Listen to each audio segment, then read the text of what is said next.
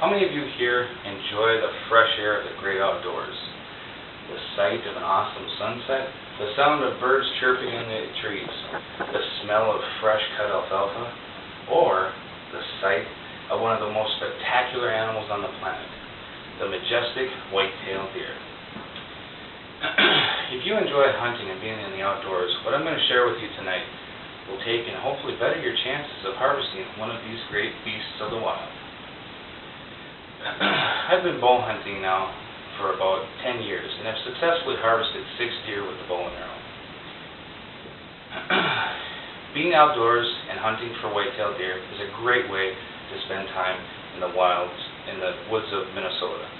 Today, I'm going to go over some bow hunting tips with you that'll help you hopefully be successful in your next venture into the woods. I'm going to talk about the different types of bows we can use, some of the equipment and clothing that you should be wearing when you're out in the woods, and then also helping you plan the hunt. So first, let's go over some of the different types of bows. The first bow I'm going to talk to you about is the Bowtech Black Knight 2. This is an extremely fast bow. It can shoot an arrow out at approximately 350 feet per second. When it comes to bow hunting, speed and energy are crucial. I had the opportunity to interview Kevin Segelski yesterday, the man who taught me how to bow hunt, and I had him share with me some of the reasons why speed and energy are so important.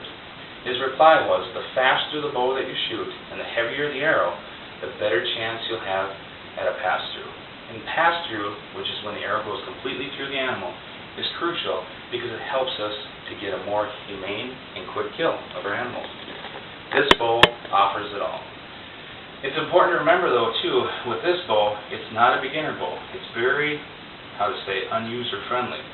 One of the reasons being is because of the very short brace height on this bow, the distance between the handle and the string.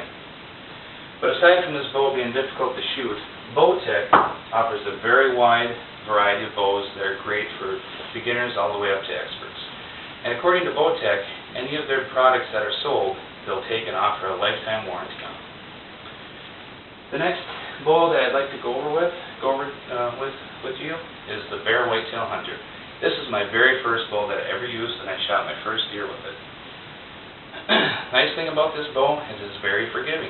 As you can see, the brace height on this bow is much longer than the Bowtech, so it's more forgiving. Pull back and aim, you don't have to have as steady as a hand as you would with the Bowtech. The other nice thing about the Bear archery products is they're very affordable.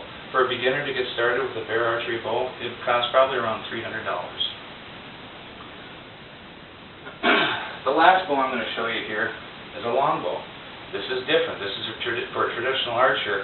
Compared to the compound bow, this is different because you don't have any sights mounted on it as the compound bow does. When you take and aim with the longbow, it's strictly by instinct. All you can do is basically just imagine the arrow hitting your target. Again, this isn't a very user-friendly bow. It's not a beginner bow, but it's a lot of fun and it's extremely light. Now that we've gone over some of the different types of bows, let's talk about some of the equipment and clothing that you'll need on your hunt. First and foremost, have a good knife.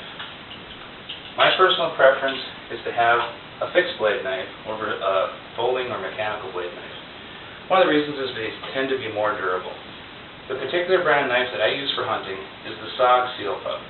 This is my favorite brand. It has a perfect grip for my hand, very sharp, and has a serrated edge for cutting through tough hide.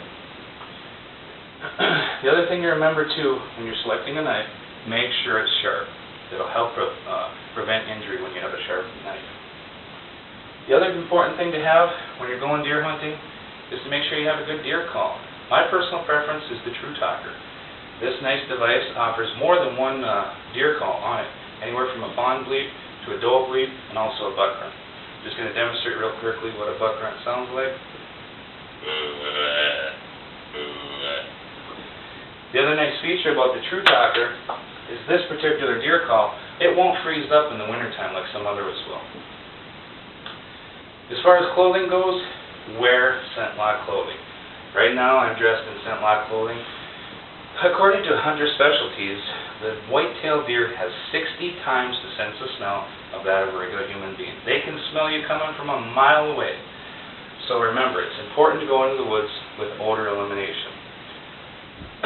When it comes to odor elimination clothing, scent lock is the leader when it comes to odor eliminating apparel. Be sure when you buy a scent lock suit, you have the pants, the jacket, gloves, and either a hat or a hood. We want to make sure we get every part of our body covered up with this type of material so we don't emit any odor into the air for the whitetail to smell us. After you've taken and gotten the proper clothing, you're going to take and need to plan your hunt accordingly. Now that we know the different types of bows we can use, the different types of equipment and clothing, let's take a look at planning our hunt a little bit better. The first thing you need to do in planning your hunt is you need to know the habitat, the natural habitat of the white-tailed deer. Remember these three factors when it comes time to setting up your stand. First, look for woodland and swampland when it comes to setting up your stand. These are great shelters for white-tailed deer. The other thing to look for, cropland. Deer are attracted to cropland because it's a great source of food. Real common crops that deer are attracted to is corn, alfalfa, and soybeans. The other thing to look for in selecting stand location is going to be natural funnels. That's where the trees in the woods start to come together and narrow naturally. Those deer will stay in the tree line and follow that natural funnel. It's a great spot to ambush them. Along with taking and selecting the appropriate spot to put your stand, we also need to find a place to hunt. Preferably, the best place to hunt would be private land. The reason that private land is better to hunt is there's less pressure from hunters. If you don't have the opportunity to hunt private land, public land is an option. One nice thing is that in Minnesota, the Minnesota Deer Hunters Association is a great organization that is offering restoration of natural habitat for white-tailed deer on public hunting land. The last thing to remember when planning your hunt is to remember to buy a license. According to the Minnesota Department of Natural Resources, if a person goes bow hunting in Minnesota, their tag is good for harvesting either sex deer, meaning you can shoot a buck or a doe. There's a few other things to remember when hunting in Minnesota for white-tailed deer, is that you may be in a management area. What that means is, in addition to your primary bow hunting tag, you can take one additional antlerless deer, so you can take one more doe.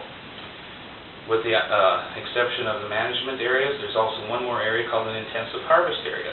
In these areas, with your regular archery tag, in addition, you could obtain 4 additional antlerless doe tags.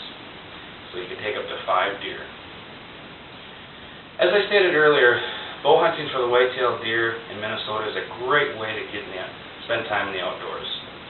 Today, I've gone over some tips that would hopefully help you in your next venture into the woods. I've talked about the different types of bows. I've gone over some of the different types of equipment and clothing, and I've also discussed some of the ways that you can plan your hunt. Before I finish, I want you just to remember one thing. The next time you go out into the outdoors, take a moment to look around you and just cherish the wonders of the wild. Remember, filling your tag when you go hunting isn't the only important thing. It's the experience of being in the wild that you should cherish for a lifetime. Thanks, and have a great hunting season.